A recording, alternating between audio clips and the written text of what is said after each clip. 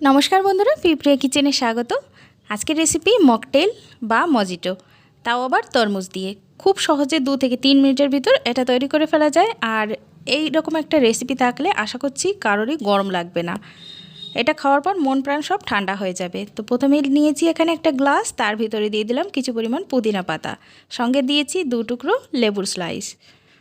এবার দিয়ে দিচ্ছি কেটে রাখা তরমুজের পিস। তরমুজের পিসগুলো আগে থেকেই আমি ছাড়িয়ে রেখেছিলাম।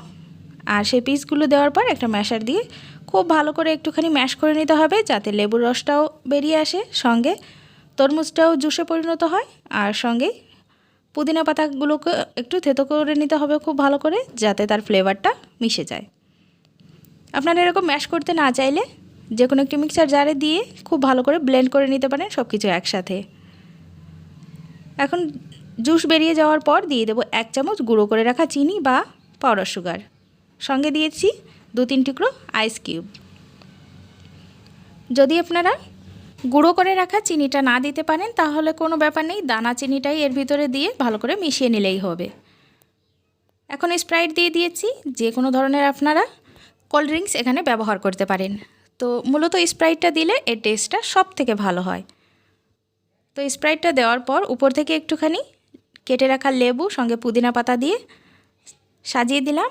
আর একটা চামচের সাহায্যে উপর নিচ করে খুব ভালো করে মিশিয়ে নিতে হবে, যাতে ফ্লেভারটা সব জায়গায় খুব ভালো করে মিশে যায়। এবার ঠান্ডা ঠান্ডা পরিবেশন করুন, দারুণ খেতে লাগে।